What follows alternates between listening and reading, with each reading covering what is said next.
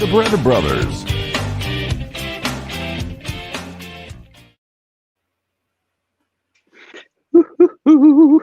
Hello.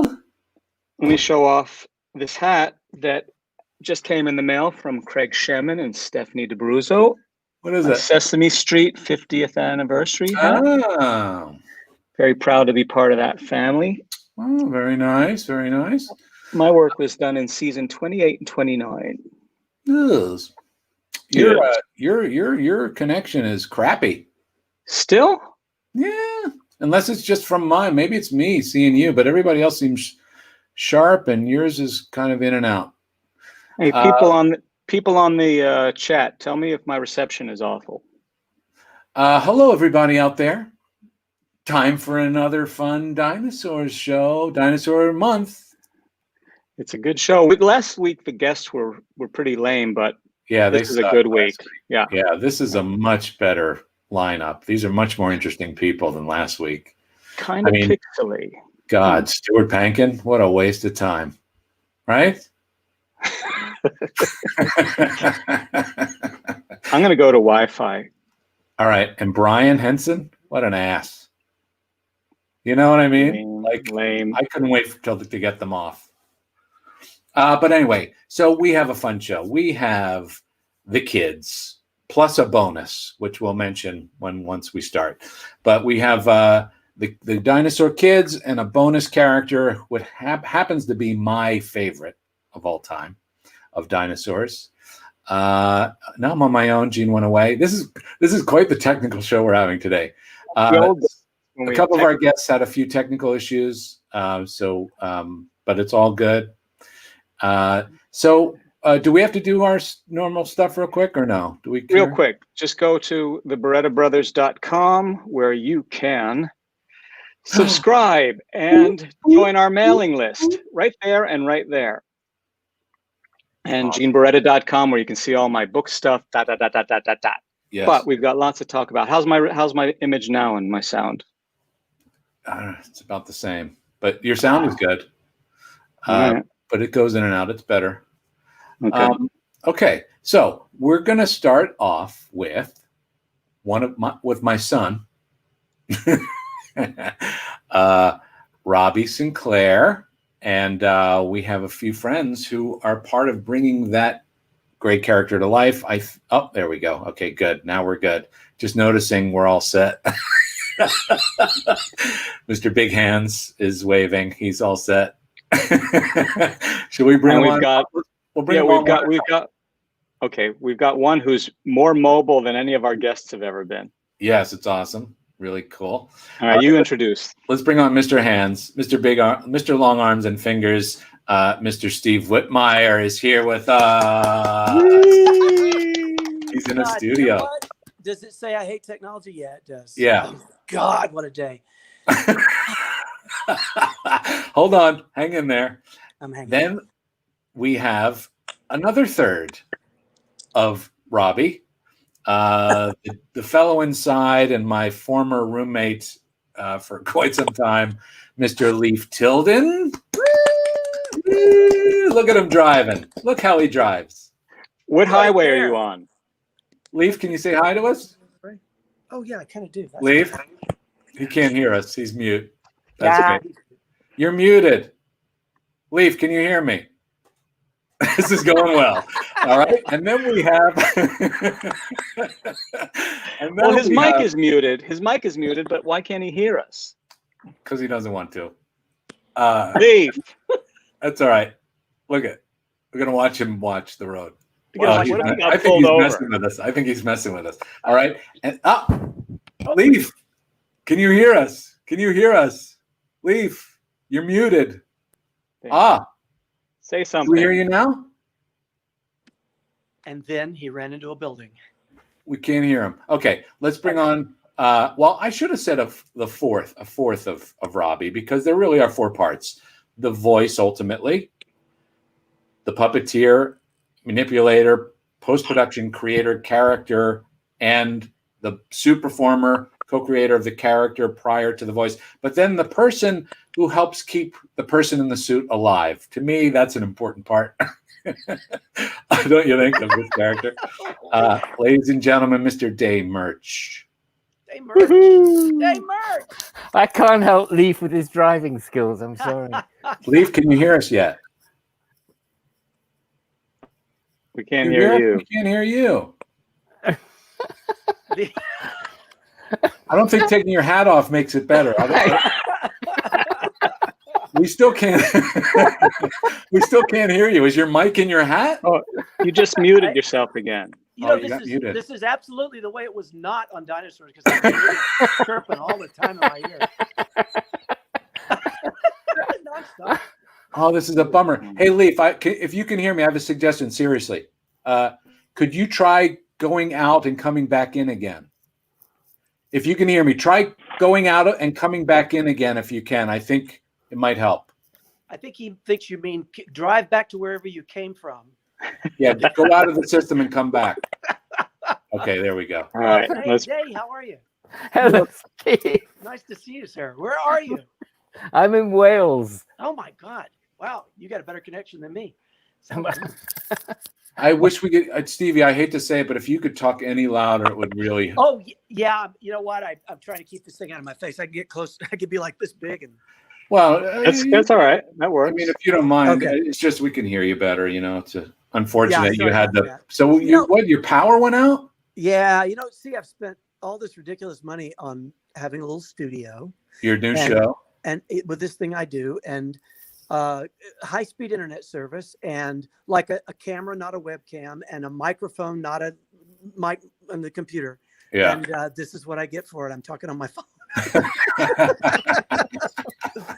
Oh my God. Right? Of course, it has to happen that way. It has to right? happen. At least the lights are working. I've got lights, but Jesus. Gene, let's bring Leaf back. I think maybe we'll be able to hear him.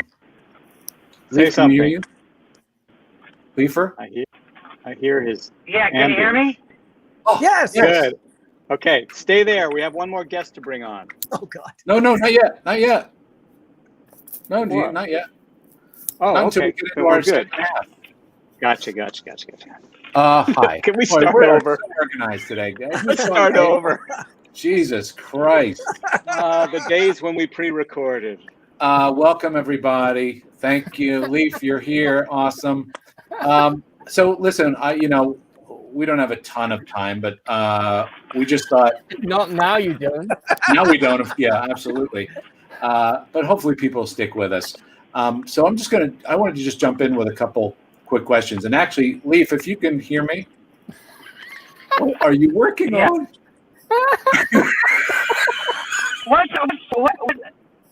What's so funny? Seriously. We're What's so watching you. funny? We're watching you work on something. Yeah, I got Leaf, my Leaf, earphones. Leaf, it's Steve. I was just You know, saying you guys be nice. we were just saying it's reminiscent of Dinosaurs when you and I tried to communicate inside of Robbie. Be nice. We're not being nice. That's funny, yeah. He's doing a thing. Are you doing an Andy Kaufman on us? I'm having technical difficulties. Yes, I Okay. Oh, me am. too. What's going on?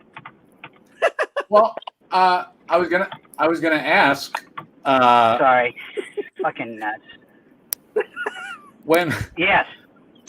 that I was because I first came into the thing and it was all brand new to me, and you had already done a movie with this technology, or two, not by the time we did Dinosaurs, only the first one, right?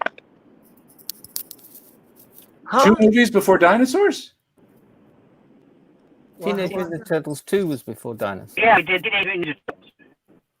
Was it? Did you do Teenage Mutant Ninja Turtles 2 and 1 before Dinosaurs? Turtles, Really? by the way.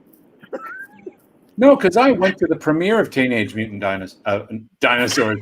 No, I went to the premiere of Teenage Mutant Dinosaurs. So that couldn't be. Yes, it could, because there's production time in the movie. So you started Post-production. before we did Dinosaurs. Oh, wow. Okay. Wow. Well, but We went almost straight from 2 into Dinosaurs, as I remember it. and you were, Gene, can you show this picture of you and Leaf were together on that film, right? Indeed. Yeah. And Steve is on his side now. I'm just playing with. I've never used my phone for one of these, so I'm just. Look what happened. Well, now's as good a time as any to experiment, Steve. If you go any other direction, it writes itself, but this direction it doesn't. Sorry, Bill. You're trying to. Billy, what number is that's that? okay. It's okay. This is insane. This is awesome. But Day, so you started off as the lead, and I just wanted to make sure I don't know which is the preferred title: lead dresser, caretaker, or life support. I think Gene was right when he said I was craft service. I think that's very good. Dresser works for me. It's an absolutely fine description. Yeah. And no one really knows what goes on. But what does go on? What can you seriously, like, I think, what was it like to, like a normal kind of day, the routine to look after, well, you looked after everybody, but to also focus on Leaf, and is that, were there specific things about Robbie versus another character that you always had to look out for? I don't have an opinion on that. I was listening to your description, how you and Lisa were talking. Yeah. And a lot of the things are the same. Costume care, laundry care, and all of that. Yeah. I think I like to have a one-to-one relationship with the person I'm looking after. Right. And he's in the driving seat. He's got a lot to cope with. And I like to think that you don't need to solicit his attention. He needs to be sure he's got yours. So if he wants to be let alone, if he wants to talk, if he wants to relax, if he wants a drink, those are all things that he signals. Yeah. I was a performer for many years, and I think that gave me an insight into how I think people in this extraordinary position would like to be looked after. Yeah. I may be Excuse wrong. me. Excuse me. Steve, are you in a gravity-free room? I am. Along with my internet service and my electricity, the gravity does. Hey, Leaf.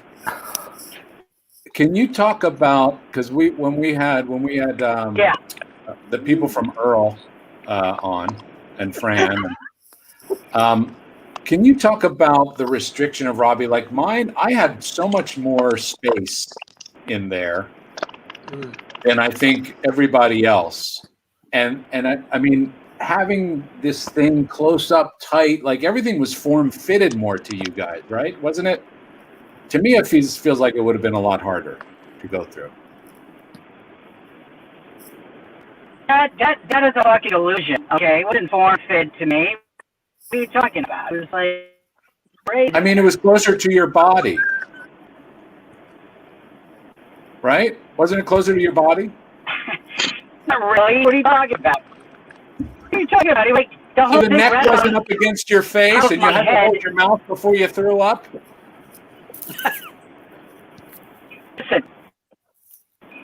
Listen. Actually, he was very comfortable in there. As Dave knows, there were a lot of times where we in between setups, and you know, the thing that was most difficult for me was staying in character and then popping the head and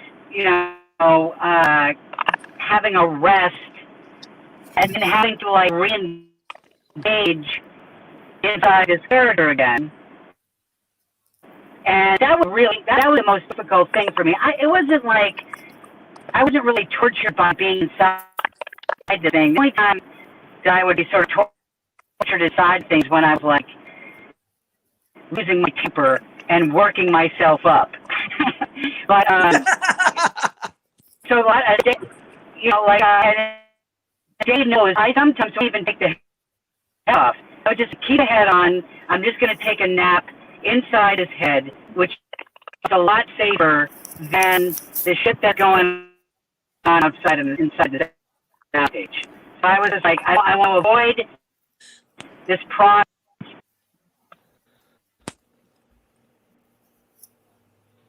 And then he died. Oops. Where'd he go? Oh. Well, I think he's circling the Earth right now. He went to the dark side of the moon, and Oh man. Okay. Well, He reminded me of a very good thing in that sometimes I used to think, or I believed, that it's more hassle to disengage from those costumes than it is just to zone out. I particularly remember one of the performers on Greystoke, and she just said, "Leave it. right. Well, I'll be fine as long as I can be. If you can't breathe, it's different, you know. But yeah. the whole business of getting in and getting out—that's a big demand on a performer. Yeah. And the thing it isn't my personal experience, but I was there. I know how difficult life was inside that head. And you can correct me, Bill, because I didn't in fact do it, but you had direct communication. You had ambient sound from you, I think, had 16 motors in your head. Yeah. You have ambient sound from that. You've got a communication with your puppeteer, the other performers, and your director. Yeah. They all have ambient sound, which Yeah. is coming over their speakers.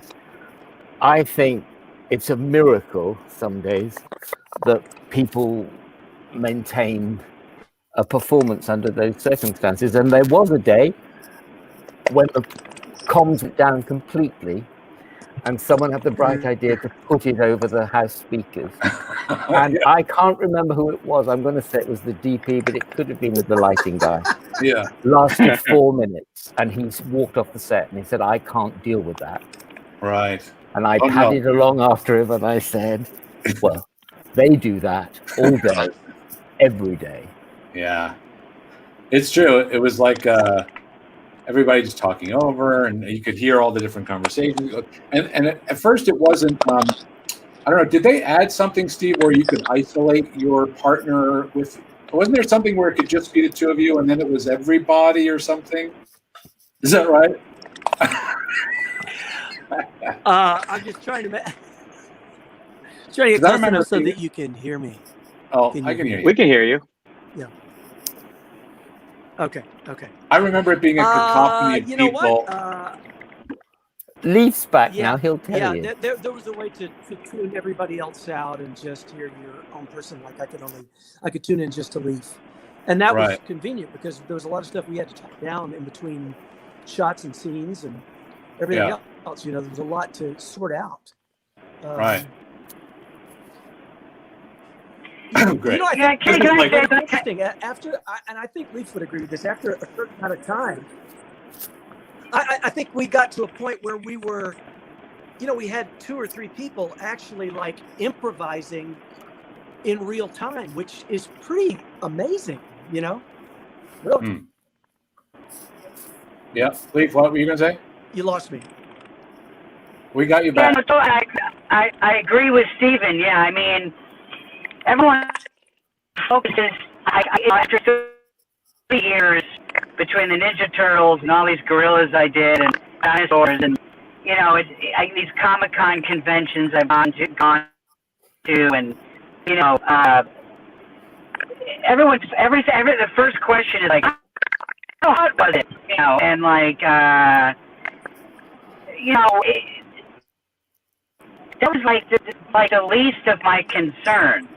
You know, what Steve is addressing is trying to find that sweet spot with each other where you're alone and you're improvising from different islands. You know, Steve is over there, you know, doing his thing, and he has his own technical issues, and he's trying to tap into his own talent with his character. Someone's doing eyeballs. I'm in this suit. We have a director with his own vision, you know, and Day is standing by as a therapist. and we're you know trying to the work that we're 90% of the work was the work, you know, of trying to hopefully find some magic here and there, you know, and being, the way the costumes are designed, or if they were uncomfortable, or if they were like hot. That was like something that was like day one torture boot camp, and then you have to move on from that. You just accept it. You acclimate to the weather. You know what I mean? Yeah. Well, I mean, I didn't mean to ask such an obvious question. But no, I'm not saying saying you're obvious. Even though the work, which I get, it was all about the work. I guess just coming from my personal place, I was just comparing the situation. But I mean, it was a nightmare for me. I mean, there were days where I just, I knew it was going to be just a nightmare to try and push that out of my head, and not think about it because he was so heavy, And I just thought, thank God I'm not restricted. Thank God I'm not restricted with this thing against my mouth. That's what I was. No, Bill, your character was in another universe of uncomfortability and the challenges. I mean, your suit was like, I can't even imagine. Yeah, but Steve, ours is sort of in the realm of our body structure. But for me, I felt like yours were claustrophobic. I couldn't have dealt with that because I couldn't have handled what you guys did. That's what I'm trying to say is I'm trying to understand how you got through that because that would freak me out completely. I couldn't have done it. It's just not my thing. You know what I mean? It was I don't know. My biggest struggle was a suit. With some of the personalities that I was working with that bothered me the most. I have a question, you guys. Turbovich, who was like snorting coke behind the soundstage, and we had like Kurt Thatcher, who was like this sort of narcissistic nerd. I still to this day don't even know what he did on the show. He like made 8 times what I made, and all he did on the show was walk around the soundstage trying to convince everybody that he was like really clever. Wow. Like what did Kurt Thatcher do on the show? Like really, what did he do? Tell me, somebody. I think it had a lot to do with the character concepts, the visual concepts, as I understood it. Hey, I have a question. But when did Kurt Thatcher do that? Because all I saw him was like on some sort of soap stand, like trying to make jokes all the time on the soundstage. You know what? Back in England, it took some time to build the buggers. We happen to have Kirk with us. He can answer. No, just kidding. No, bring him. Let's move on. I would love to ask him these questions. Here, I have a question move on for you. What, Gene? So listen. So last week we were talking about how Stuart Pankin, as the voice for Earl, would take cues from Billy and Mac's performances, and then Billy said, "Well, sometimes later in the run, we would take cues, having known your voice, we would take cues and throw in things we thought were inspired from the voice versus, instead of vice versa." Did you guys find later on that you took any cues from Jason Willinger's voice? Or did you guys kind of, or was it, do you think he just followed you guys mostly? Because I remember Mac saying, we should try a little bit of what Stuart's doing there, or like, and I don't know if that was the same. Is that the same with you guys, or was it pretty much they followed you? He followed you guys. I don't know about Leaf, but it seemed to me that we fell into a kind of a groove, with his deliveries and what we were doing. They became one, in a really interesting way. His but Steve, your delivery was like so spot on a lot of times, and I would watch the show later, and he would do a different take on the rhythm that you were doing, the inflections that you were doing, because you were so connected to the character, and the voiceover that I'm just going to be completely unfiltered. I thought the voiceover for Robbie was like, weak. I thought he did a weak job. Well, it could have been Steve, right? I mean, they're so close. It should have been I Steve. guess so. It should have been Steve. I think I don't. I You think couldn't I probably schedule could have that done it. I was a easily. little bit. My voice was a little bit. I'm sorry, Dave. My voice was a little bit too old for Robbie at that point, maybe. But I think if you hadn't heard the younger voice, you might have gotten away with it. You wouldn't have known the difference. Maybe, yeah. Let's talk about Richfield because this was the guest that people didn't know that we were going to talk about. But maybe we could bring Jane on. Jane. Jane Goodnick. Yeah. Oh, I'm so glad she's here. Here she is. Hey, that's And she hasn't changed a bit. Bring Jane on. Here she is. There's Jane. There she is. Hi, Hey. hello, Lee. Hello, Steve. Jane Goodnick. I Hello. still have that. I still have the water from Tibet that you brought me. I still have your Evans and your book. I got to give them back to you sometime. Listen, you're as sexy as ever. Look at you. Yeah, that's because you can't see me too well. Wow. Love you. Love you, Jane. Love you. So I have a question about Richfield. I have a few questions about Richfield because he was my favorite character on the show. So do you guys remember how it was decided that you guys would do this together? Because, I mean, Leaf, had you done hands for like a puppet character before? Like, had you? Never. Never, right? So this was new to you. No, Steve, this is what happened. Steve went up to, who was the head of Disney at that point? What was that guy's name that ran Disney? Eisner. Walt. Yeah, Eisenhower. Steve called him up and said, I demand that Leaf does the hands. That's what he said. Oh, we That's what lost happened. Steve for a second. Is that what happened? Oh, no. We lost Steve. You know what? I thank you, and I need to thank you, Leaf, for speaking of hands. One day on the set, you were doing Roy Hess's arms, and he said, "Come here," and you gave me an arm to do for a couple shots. So that was really thrilling. I don't remember that. It's true. And then afterward, you told people how bad I was at doing it. No, That's just not kidding. true. Shut up. Oh, Steve's back. You did let me do it, though. There he is. I Steve. didn't have the power. I didn't have the power to let anybody do anything. You Hey, just so let me Steve, sneak It in. was. One of the things for Steve, me- yeah. how did we I'm sorry. how did we end up doing the character together? I forget. Hey, that's what I asked. Well, what I I'm trying to recall help. about it is it's always been important to me that once you establish a team of a couple people who get into a rhythm, that you try to maintain that as best you can.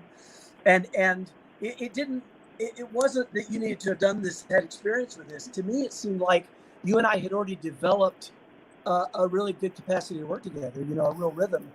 And so why not have you work with me on a second character where I couldn't constantly be saying, Leaf, do this, Leaf, do that. We needed to just, again, improvise, play off of each other. And you and I had kind of developed that rapport. So it made sense for you to step into it. But Richfield, We had such a good time in that character together. Oh, I mean, you and I, we would hardly ever discuss the scene or even talk to each other. We just went into it. It's amazing. Yeah.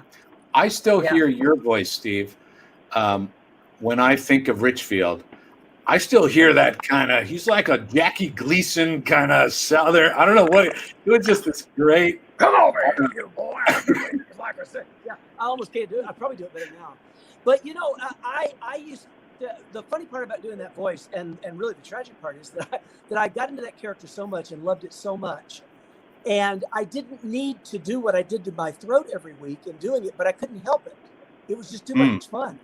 Yeah. I I loved how dainty his hands were and really specific. But when he would get angry, when his hands would vibrate, he would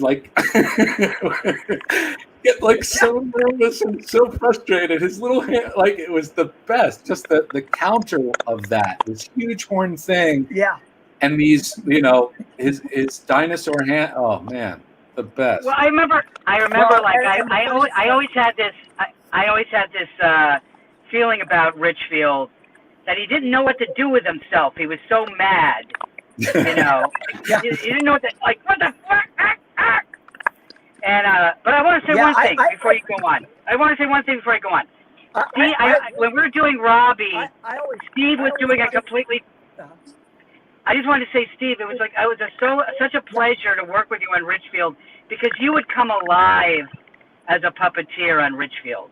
Because with Robbie, you're like manipulating this animatronic mouth, and then I got to see your artistry come alive when you picked up a puppet. Oh. I love that moment, like every time, you know. Hey, Jane.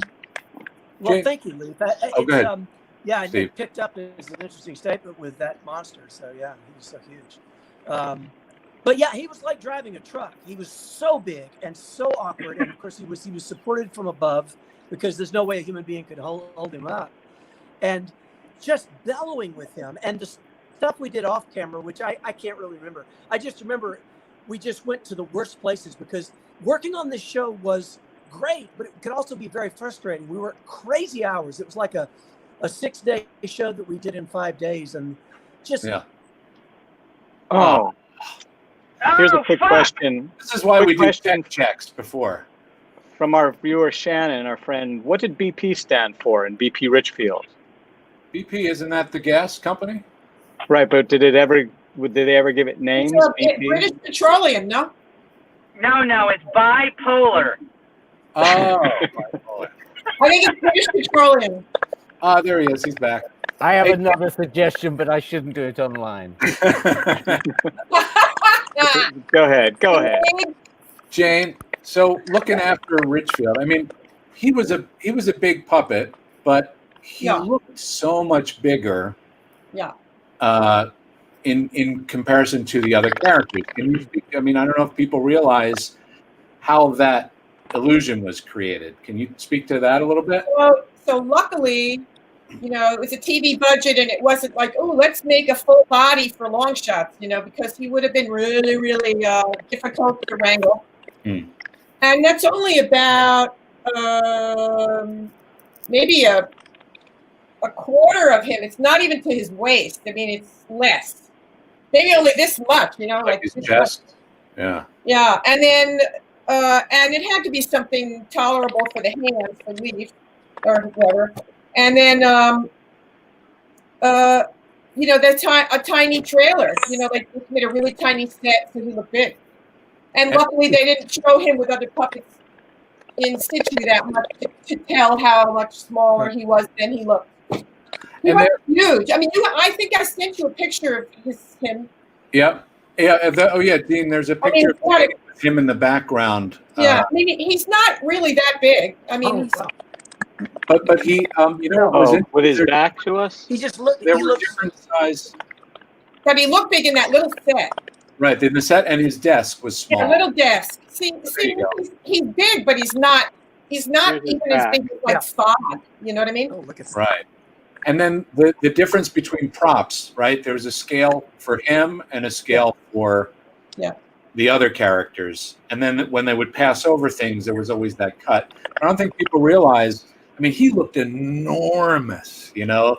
The overs always worked great over him because you had no reference. Because I forget what kind of dinosaur he is, but he would have been.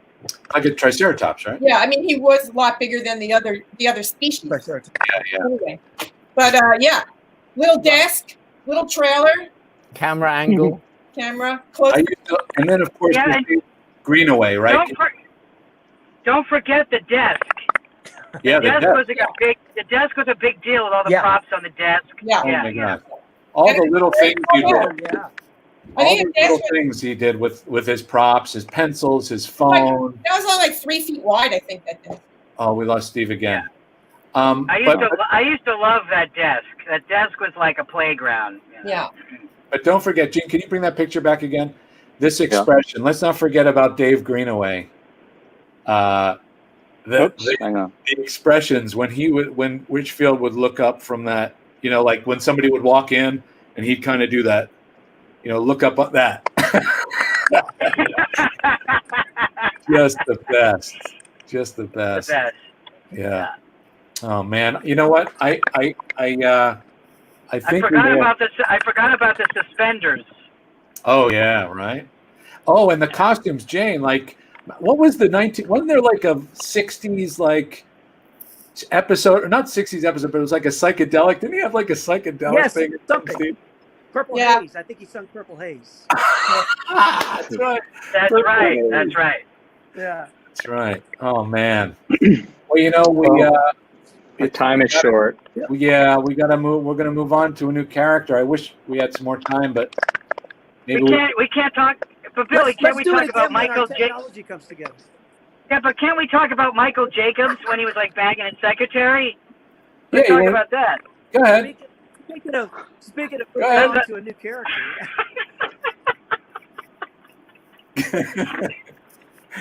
All right. Okay, I'll shut up. All right. Well, guys, I'm sorry our connections weren't great. Yeah, but can I just? Hey, Day. I miss you. It's been a long time. I think you've What's managed it? without me. It's been a long time, like so long, and I can't you believe saved it. me day after day after day. I miss you. Yeah, it's very It's kind only of been you. if I 30 go, years. Gene's gonna die because I'm We, puppeteering. him, right? oh my God, Jane, Day, Steve. We've been so many scrapes together. This is such a brief Yeah. reunion. We could talk forever. You know? Apparently, Oh, I know. I haven't laughed. I haven't laughed as much in ages. Right there, Day. Oh my Right God. there. Oh my God. Oh, all right. All right, guys, Well, we're Love gonna. you. Love you. Jane, you're gonna stay. I'm gonna If you go. don't mind, you're back in our little waiting area. If you wait, Okay. for the Love baby. you, Steve. Bye, Lou. Steve, love you. Bye. Bye, Bye. everybody. Bye-bye, everybody. Hey, Bye, Stevie, bye. Stevie, I miss you. I love you. I miss you. Bye, Yeah, Day. you too, Thank man. you. Talk to you. So much. Bye, Danny. Right. Love you. Steve, what were you showing us in the back? I Were you was showing I us was something? puppeteering. I was puppeteering you. Look, I can almost wait a minute. What? Oh, I see what you're doing. All right, go ahead. You voice it, and I'll just move my mouth. You can take me off, but when you do, you might die. So I'm just Oh, saying. right. I didn't get that. You're too ahead of me, man. Okay. I'll see you later. That's great. All right, we'll talk All right, again. Steve. Miss Bye. ya. Bye. Bye. Bye. Holy crap. Welcome That to the was Barretta Brothers dish. Jesus. Welcome to the dish session. Well, that was interesting. Let me just shake it out a little bit. I might go back to smoking. All right. Well, All right. we had other pictures, but let's just move on because we can't keep these people waiting. Oh yeah. Well, let's show us what we have left. Do you mind? Let's show the photos real quick of Robbie All right. and Richfield. Yeah. Sorry, gang. If you don't mind, we're going to bring you on in just a moment. Coming up All right, is our Charlene gang. The amazing. Here's that slacker Sorry, Kirk Charlene. Thatcher's sketch. Yeah, that guy Thatcher never did anything. Here's his stuff. All right. We've got these guys. My mouse is dragging for some reason. Draggy mouse. Here we go. Why is it? My mouse is weird. Technical hell today. Oh, right. look at that. Look at There's these guys. Kevin, Dave. Look at John Kennedy, little John back there. That's awesome. Okay. How about, well, we saw this one last week, so let's go on to this one. Here, you think this describes it? Is that a pixelated somebody giving the finger or something? I don't know. I don't know. Oh, look at that. That was the last day. This is we just finished shooting. That was it. Yep. La la la la la la la. Oh, come on. Here we go. This I love. Look at Leaf and Misha. Who's behind Misha?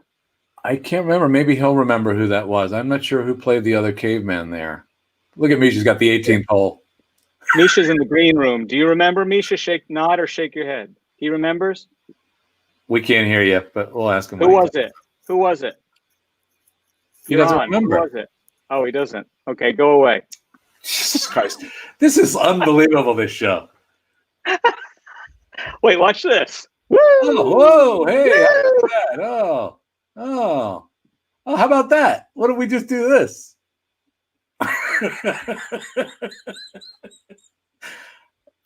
All right, it's just going to be me. I'm going to talk about everybody. I'm not even bringing anybody on. I don't know what they're going to say anymore.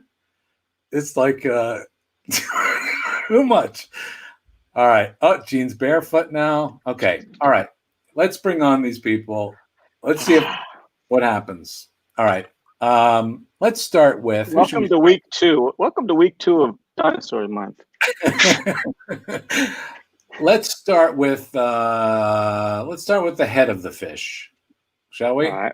Charlene, here he is, ladies and gentlemen, Mr. Bruce Lanoyle. Oh, boys, you lost your watching? show. Your show is slipping away like soap in the shower. Don't bend down in this show. Oh, baby. You look Do good. we call you Lala? Well, Lala, and I talked this with Misha. Yeah. You know, that was our kind of our call phrase, and I'm wondering if it was scripted or else we came up with it during the process. I would have to guess. We're going to talk more, but I would have to guess that just came from you. You and Misha can clarify, but I think that was just one of your little things that you guys came up with.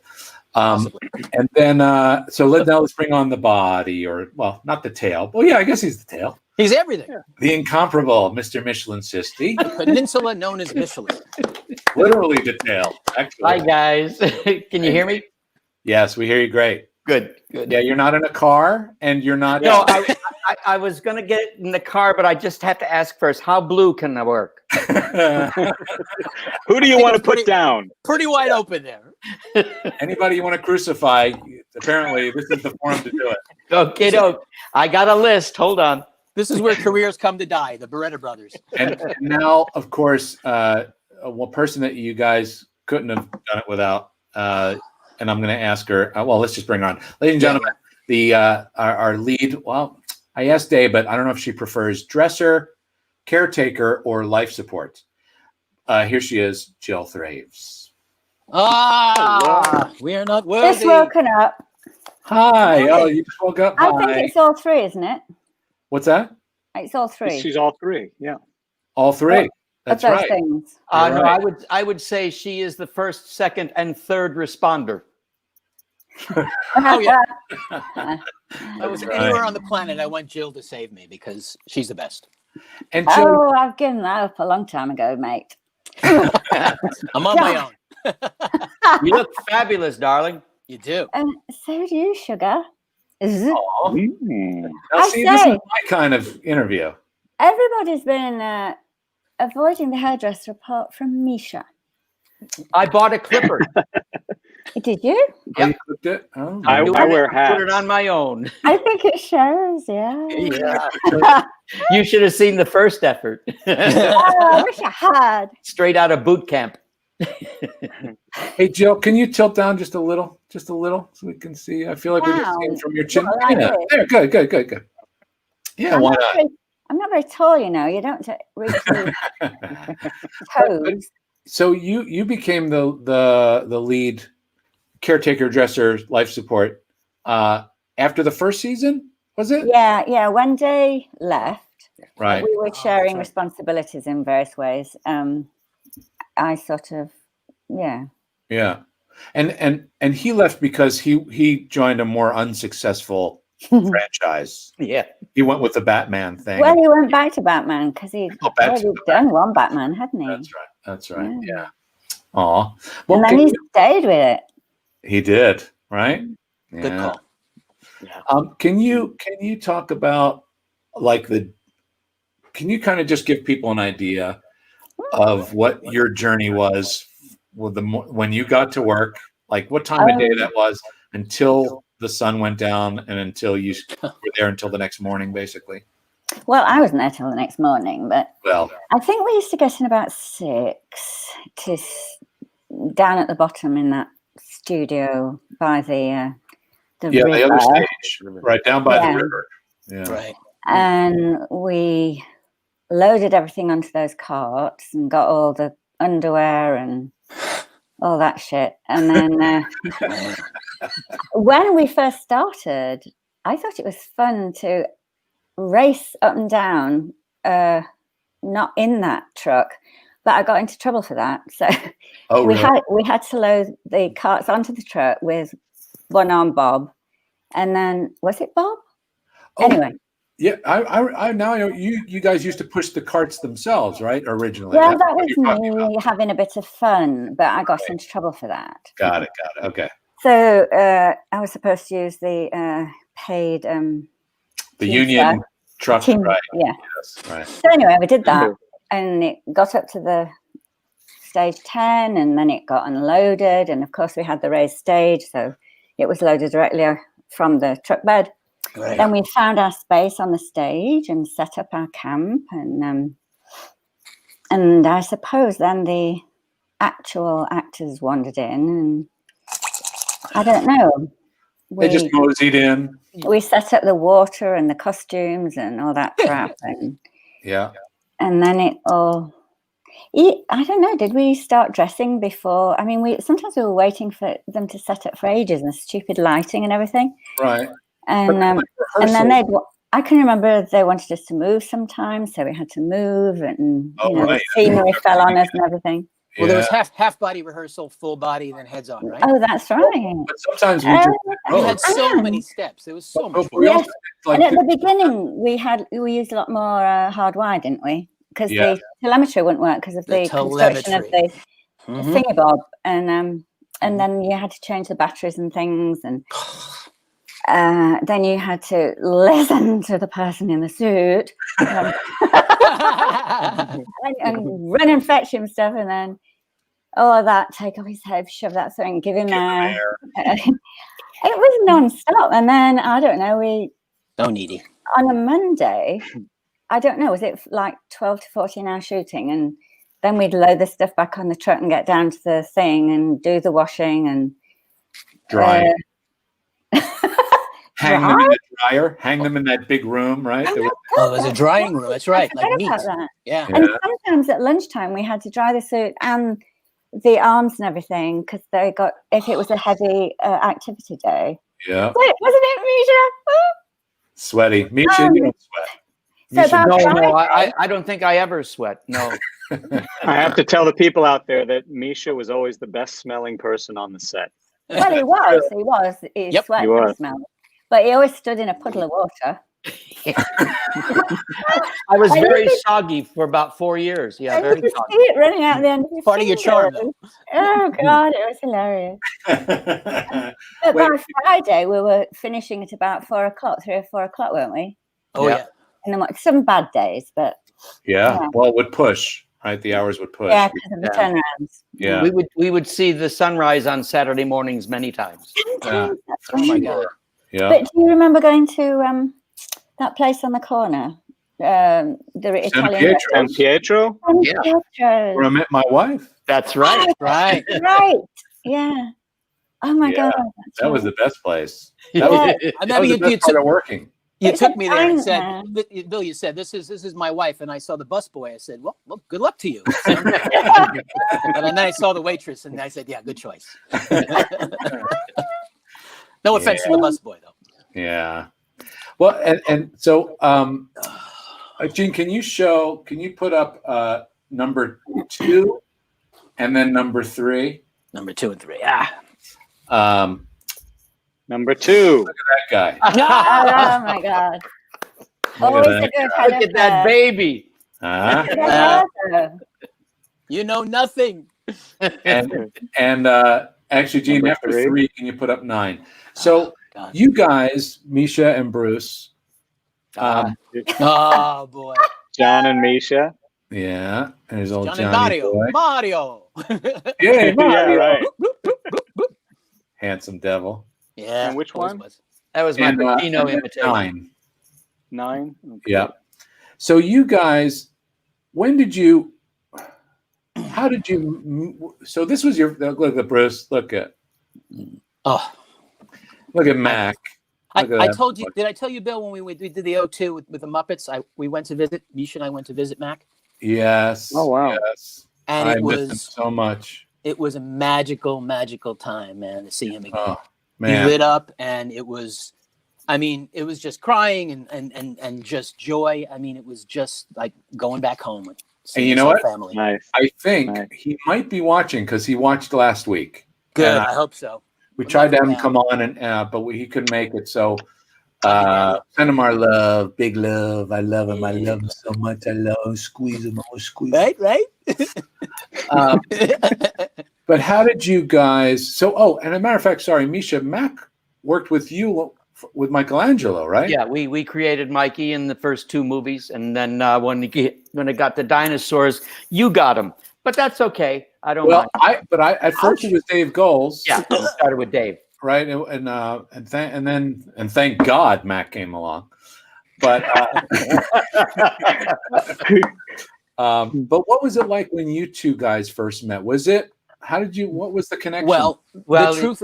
Go ahead, Misha. No, I'm sorry. Are you asking me about Mac? Or are you asking me about? Sorry, you and Bruce. Well, I wasn't cast as Charlene. I was going to be a Unisaur. Incredibly happy and great and gratuitous and couldn't believe I was part of this cast, number one. But during the process, Brian came up and said, I want you to try and do Charlene. I said, okay, that seems crazy, but okay. And I don't know, Misha, if you were Charlene from the beginning. No, you weren't. Of course you weren't. It was Laurie, right? Yeah. Elaine. Yeah, she was a lovely girl. She was a wonderful person. Lorraine, yeah. She didn't do well in No, it wasn't Lorraine. It was Laurie. Elaine. What was it? Elaine. Really? Yeah. Really? Oh, sorry. We'll fact check. But when Misha then came on and became you, when you guys became Charlene, really is what I'm talking about. What was that like? How did you guys think? How are we going to do this? Well, Misha knew. Misha was this is where he lived. Suit work was, I don't know. I mean, if people were meant to do things, one of the things that Misha was meant to do on this earth was get in a suit and do amazing things without seeing, breathing, or passing things through his body. He's a miracle man. And after the pilot, I think the writers said, maybe we'll have the women, eaten in the next 2 episodes, and then it'll just be about the guys, going fishing, having a good time. And they said to us, you got to get this act together. And when Misha got into Charlene, it was like getting a Maserati for your birthday. I was like, oh my God. And all I had to do was follow the dots, follow Misha, and the rest is history, to be honest with you. Well, but like we said, where did Lala come from? Because that's a collaborate. You guys did equal. I mean, together is what really makes that character come alive. But we talked about it at the very beginning. Well, actually not the very beginning, because it was just terror. The first thing was being on the terror train, was trying to, oh my God, okay. Yeah. But when we finally got around to it, and we talked about it, and I told him that one thing I thought we needed to have for all of the characters, but for Charlene in particular, was some sort of hook that we could repeat that would become her signature, at least a signature. And that's what we did with Lala, that we came up with that. We had so many entrances and exits, that I could only open the mouth so many times for him to see. And so Lala was used as a tag a lot of the times, and basically it was so I could get out. So you get out. You get out and not crashing into the doorway, Amen. Do you think Sally Struthers enhanced what you guys did, matched it, was the right? Yeah, she softened this 2-guy energy, because I'm intense, very intense. Misha's intense. When we're on, it's like rockets. It's just rockets going, and we have so much energy. We needed to pack. In fact, Sally came up to me and she says, "Bruce, could you do me a favor? I'm going into ADR, but I can't talk fast enough. Could you slow down your performance?" I said, "I'll try," but we finally got our groove, and Misha and I can probably do an episode, and we did in 4 days for 5. I mean, they went to Misha and asked him if he could do that, later on in the run, because they needed to save money and keep the show on the air. Right. And I looked at Misha, he says, "Yeah, okay." And I said, "Oh shit."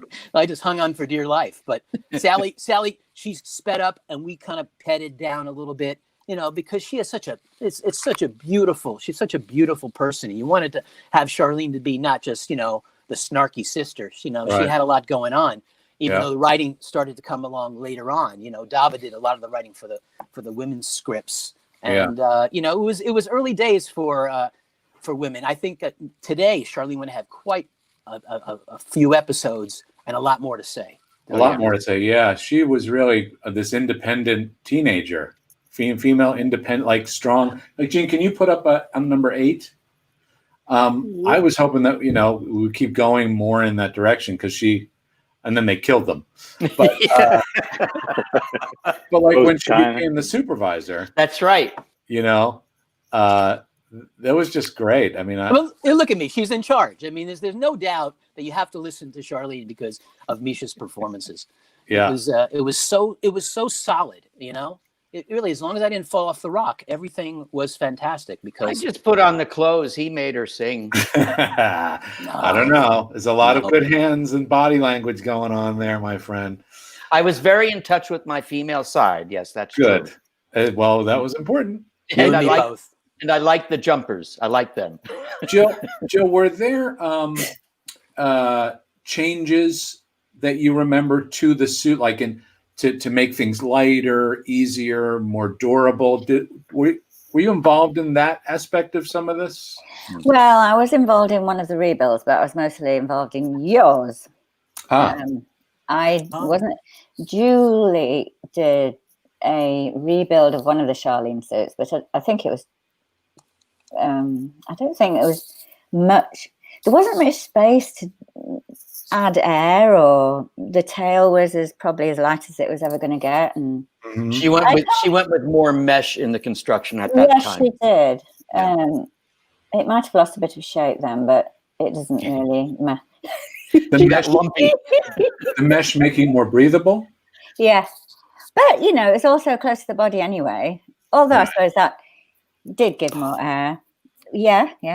Well, I was just going to say something you said earlier, Billy, about the being close to your face. When we talk about Sid, we'll talk about that. Oh, great! And which, by the way, we're gonna. I should mention that both Bruce and Misha did additional characters on the show. Yeah. Not only Dinosaurs, but Bruce also doing hand puppet characters. One of my favorites was the judge, or is it the head of the council?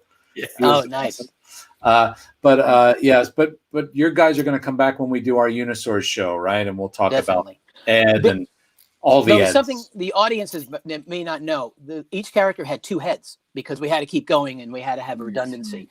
And performers, we had favorite heads because I got to give a shout out to John Criswell because when the females had to be upgraded to match the males, electronics and their flexibility. He gave me everything, and I think Alan would agree. Both Fran and Charlene. Yeah, there was so much to work with, and everything was so pristine and so fast that we could do exactly what we wanted.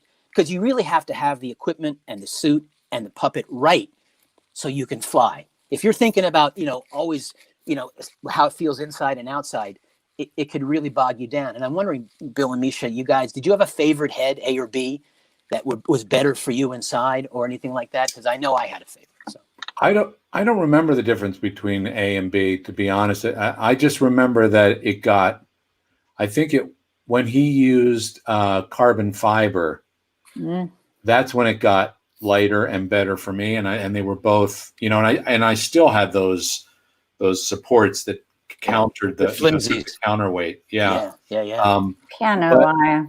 Yeah, I don't know if I knew the difference between A and B, to be honest. I don't remember specifically, but my favorite head was this one right here. Oh, and there were 2 of those as well. Yeah. Shut up. Oh my God. I remember the episode. Remember the episode they dropped this giant pot on your head. It was like an anvil. Boom. And I literally let it go. You somehow caught it, and then you fell over just like Keaton. I got to do some great pratfalls during that show. I love baby. You were flying Walinda. You were just always flying through the air somewhere. And you know what? I don't know if maybe I'm just imagining. I feel like there was a couple, just a few times where the characters, for example, if somebody was passing out, the eyes would really good. And it didn't happen a lot because you guys were so great at the reality of these characters and keeping them all grounded. But I love those little moments where it was just a cartoon for a split second. Yeah. Oh my God, yeah. Yeah. I lived for those moments. Right. Oh, Yeah. Oh man. Oh yeah. Well, I think we because of our technical difficulties earlier. Well, wait a minute. Before you go, I got to do some of this at least, just to, Oh yeah, thanks, Mish. so you can tie it together with the other piece. Yeah, yeah. Thank This you. is Yeah. Bruce, can you just go get in the car? Yeah. What do you guys want? I'm gonna order 2 shakes. No, not the chocolate. You know what I like. I'm sorry you had to hear that. Sorry, guys. Thank you all for joining us. Gene, Billy, great to see all the you. questions. I God. apologize. Billy. You wanna- Drill. Oh boy. All right, Back and do it again. we'll see some of you again. Yeah, and Yes. Bruce is our old Willingboro brother because we all grew up in the same town, Willingboro, New Jersey. We didn't know each other, and then we all of a sudden, like this giant circle, we found out we were the same hometown, which is how small the world is that. That's That was amazing. so bizarre when we found out. Is that the same age? No, he's much older. Than Yeah, me. Gene and I are close in age. How old are you? 60. 62. I'm 60, not 62. I'm 60.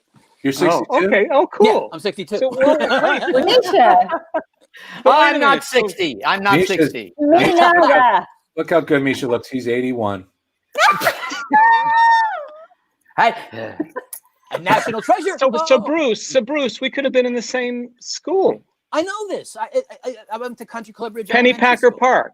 Oh no, then we didn't. Ooh, I try to avoid that just for the name only. Yeah. I don't know. I don't know what that means. Yes, you do. But All right. Boy, We this love is you the, guys. this is the Thank you. bluest, raciest show we've done. Awesome. Let it go, baby. Started. Thank All you right, for guys. doing this with us, Jill. Thank you. Oh wait, Thank you, Jill. where's the man? He didn't want to come and pop on and say hi real quick. is Mike there? The Mr. McFarlane. Michael, What? quickly, Just come 2 here. seconds, quick, and give him half of your You head there? real fast. I wasn't. I didn't hear him come back. Oh, he's still with us. Thank God. Ah, Look at him. Here he comes. Here he comes. Give him a half of your headphone so he can hear us real quick. Woohoo! Hey, buddy boy. Look at him.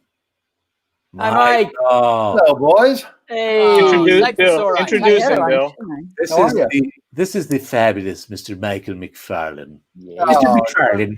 So But you nice know what? you remember my name. Michael, I can't remember. I'll tell you what I can't remember because I can't remember. But no, but because it was my first big gig on Dinosaurs. Were you there the first season? I was not. I was there the last couple of seasons. I wasn't sure. I kept thinking I know it was like I felt like it was when we were in our groove. Yes, Yeah. you guys were well into your groove, and I was lucky enough to just slot in there and act like I'd been there all along. And can you tell people what you did for these? I didn't do anything. I showed up, and they just threw money at me. It was fabulous. It was the best job I ever had. Nice. He made maquettes. He was really good at making maquettes. Every day him that and you Kirk. guys ruined the suits, they would come back to us, and we would have to make them look like you had not ruined them. You did a lot of repainting. And it wasn't an everyday thing. No, that's not true. It wasn't an everyday thing. You ruined them every day. Did you do the repairs as well as painting? Because We did a little bit of repair, but most of the stuff we did was the paint. The initial paint jobs, and then the repainting every night. And then after a while, we got some props in that we got to do, and some maquettes, and for the various parts of the show. Right. And then you fell in love. And then I fell in love. Everybody says, "What's the worst job you ever had?" And I said, "Every job is the worst job." But I can tell you the best job. This way. Yeah, the best job. Oh, there I am. Yeah. So yeah, when everybody asks, what's the best job? It's there's no shortage of answer. It's always Dinosaurs. Mostly because I met Jill there, but everybody else. By that time, all the riffraff had been weeded out, and somehow I managed to get in there. And yet we were still there. I don't understand. You were, exactly. Everybody knew their job. Everybody knew who to go to when something needed to be fixed or repaired or done. It really was a great job. And I remember you fit in just like that. Like you were just, I don't know, your sense of humor, your temperament, all of that, just came right in. It did feel like you were there from the beginning. That's why I seriously always think that you were there at the very start of it. Well, you keep telling people that, because if that's the case, then there's some money that's owed to me. there's like 2 years of union rate. Yeah. That should be coming my way. Well, thanks for popping on. All We're right. just about to say goodbye to everybody, but I wanted you to come say hi real quick. Well, let's hope there's an actual meeting at some point soon. Yeah. That would be nice. Hope so. Together. Yeah. It's nice to see all of you in very tiny windows. The what? Say again? I said it's very nice to see all of you in little tiny windows. Wait, This is where I live. There you are. Yeah, It's Misha, you're almost full size. I'm a big boy now. That's right. All right. I'm going to take you guys off here. All right. Nice to see you. Thanks, guys. Bye-bye. Bye. Thank you. Bye, Love Bruce. you. Talk soon. Love you too. Bye, Bye. Mish. Love you too. Bye. There he goes. Okay. Aw. Nice.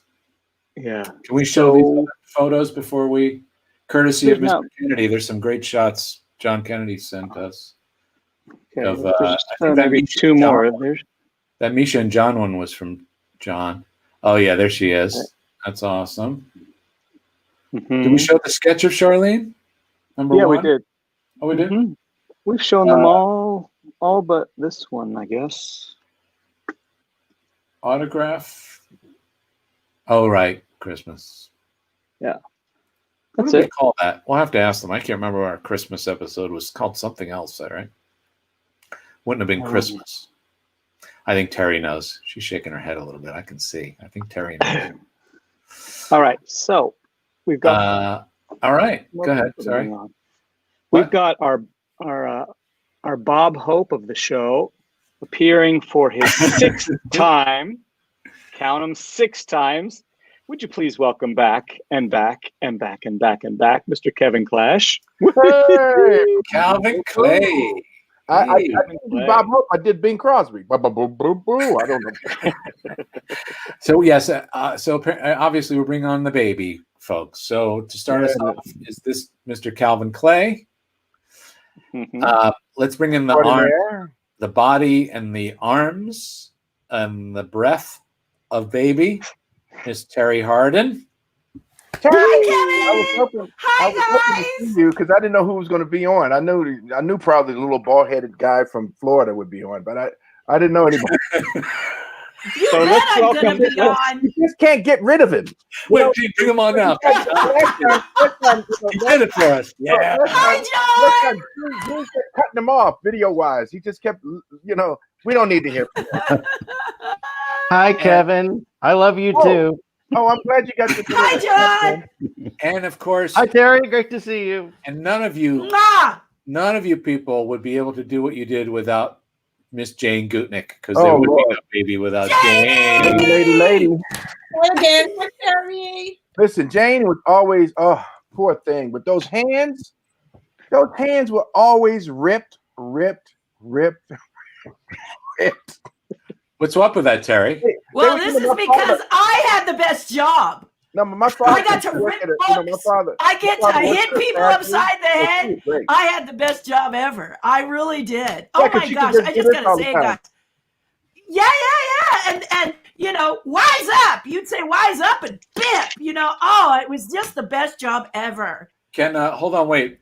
I just want to show them how comfortable your job was. Gene, can you show? Is it? Where is it? Number 14. Yeah, maybe. Yeah. Show how comfortable you were, Terry. Yeah. Talking to Bill. Yeah. Oh my God. Reaching through that thing? Yeah, Kevin was interviewed by Kevin and I and John were interviewed by TV Guide. I don't know if you remember this, Kevin, but the quote they took from me was, "I'm so close to Kevin, I come home smelling like his cologne. Thank God my husband doesn't mind." That was what they put in for me. It was a good thing I wore cologne. I had to John didn't have to deal Man, with that. No. You know, this show has been amazing. I've been crying. I've been so excited seeing all the people, Steve and Misha and everybody. Oh my gosh, so with cool. With Terry, the best. No, it's not even baby with Terry. The best was her doing the hands in the refrigerator.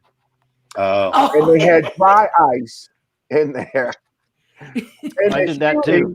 And she got close to the dry ice, and all we heard was, ah! Ah! Oh. They opened up the door. And now they say, "You okay?" Yeah. She's crying, and she said, "I'm okay. I'm fine." That's what I remember. God, John, what your name is? You changed your name. You know, it just follows me. I don't know why people call me that now. It's my new nickname. But I'm going to change my Facebook too. John, were you in the fridge too? I was. I did a lot of fridge work actually. Best character. Oh, that baby just so. It would just blast us, and we didn't know what we were doing. We were like, ah! And then the door would open, and we could go, "Oh yeah, okay." Just shake those arms through the door, and then it would close on us again. Hey Jane, that's why I think that Terry said that I'm okay, because she loved it so much she didn't want him to take it away from her. Right. Oh, Jane, Jane, can you tell you made the baby, right? Yeah. I mean, is that from a sculpt first? How did you? Yeah. Yeah. Please talk about that. Right. I'll make it very condensed, but the Creature Shop in London, very talented. We'd already done lots of puppet type work together, Labyrinth, Storyteller, Dream Child, Witches, Fafner Hall, Mother Goose, Turtles. There was a group of people that we all kind of spoke the same language about puppets. So Richfield and Ethel were pretty easy to get done because they were kind of in the same ballpark. Right.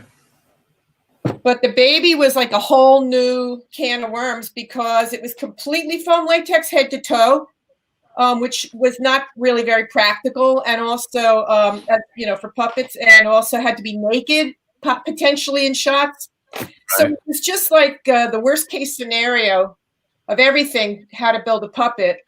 But and the big mech, right? You have to take into consideration those eyes, right? How do you?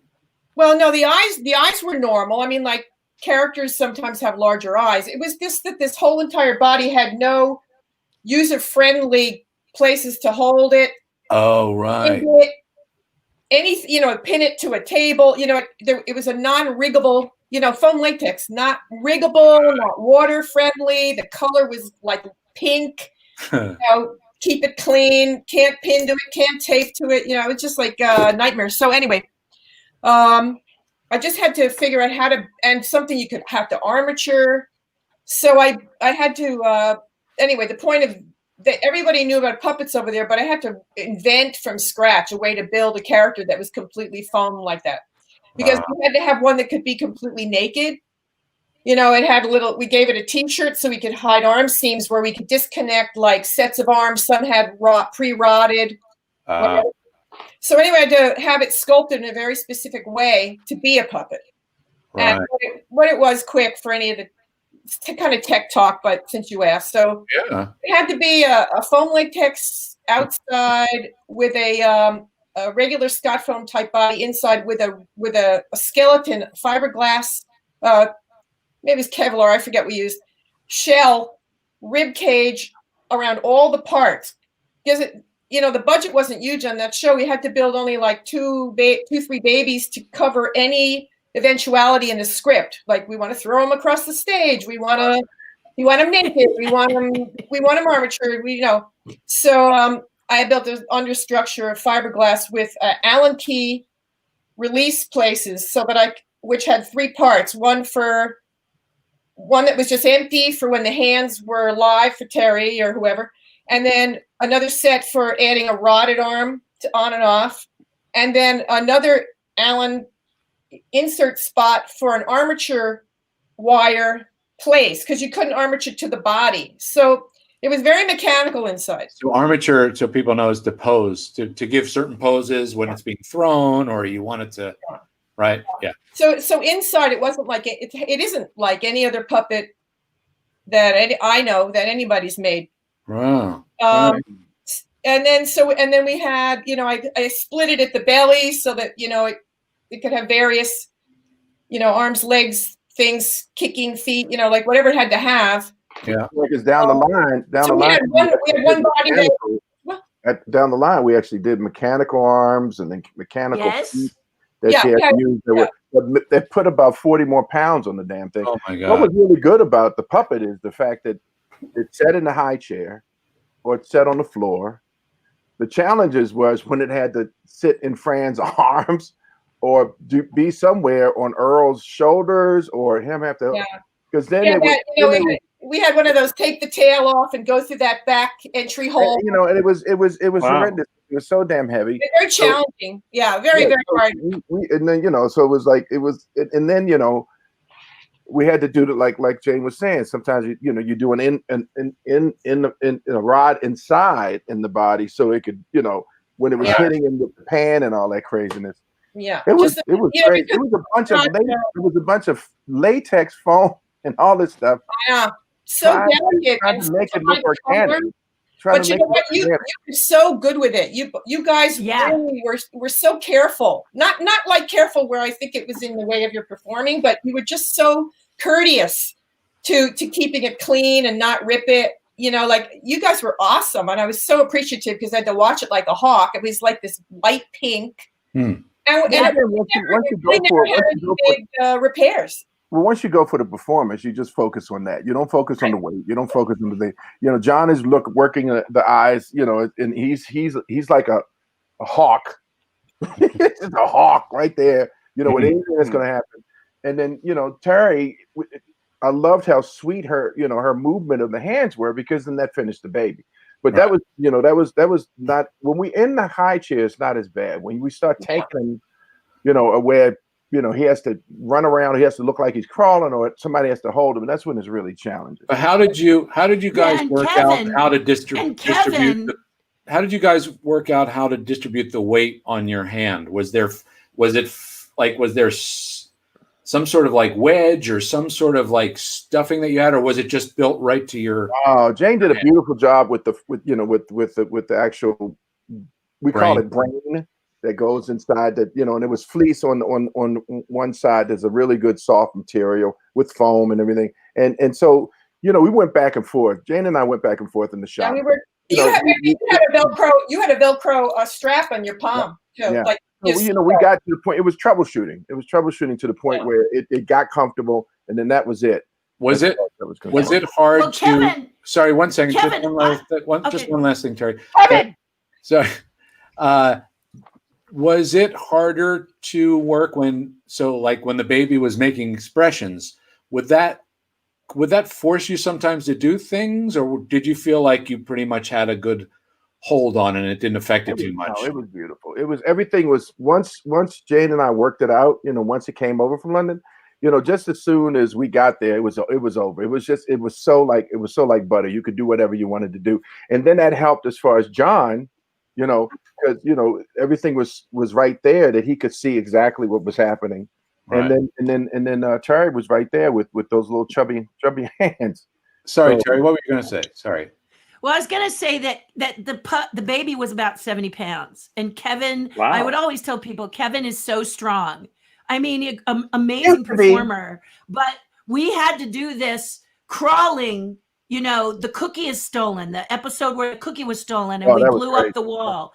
And Kevin had the puppet over his head. And then I'm behind him making the arms crawl with this mechanism thing. Right. And we're in this narrow area, but it's all up over our heads. And it was just, this beautiful music Team Baby made.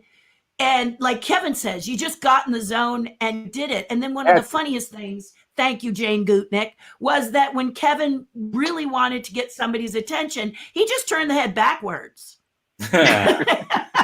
He just spun it around. You know, if they wouldn't listen to us, he'd go, no, and spin it all the way around. It was great. It was great. Bill, you know when you have to get in the zone. Bill, you have to get in the zone. Yeah, we don't think. Been on for hours, and you know you got to get the next take, and you just find that direction to go, so you can perform, you can be funny, and then you get through it. Because these things are not. It's not tissue. It's not. You know, it's not. It's just not a little light piece of foam. You know, so it's a challenge with that. Yeah. Here's a nice compliment from Julianne. Oh, thanks, lady. And this, I just want to bring this up since we're talking about it. That tiny looking thing is 70 pounds. So he's not tiny. He's not tiny. He just looks tiny compared to everybody else around him, right? That's what you guys should talk about. The funniness is, you know, everybody else was walk-arounds, you know, and people in body, and they were huge. So it made Baby look small, but you know, he was big. This huge, or you know, that was his body. His head was this, his body was that. You know, his legs were like, you know, those chunks of ham hocks we call as far as those legs. Yeah. I mean, you know, when you needed to use them, fortunately, you didn't really need to use them. Well, we used them a lot because, again, he's either in the high chair, or he's on the floor, or he's on the chair.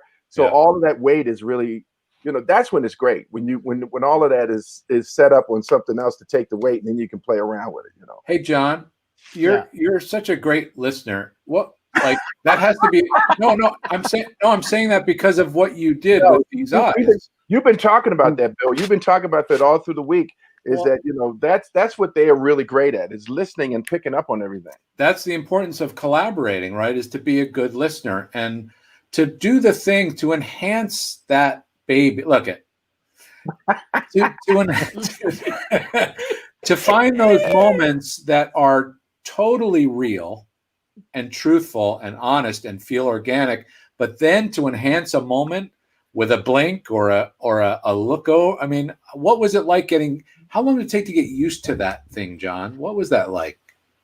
Well, Kevin wisely in the beginning said, whenever Baby's on stage, Baby is alive. So Baby will rehearse and Baby will do the lines. We're not going to talk it out.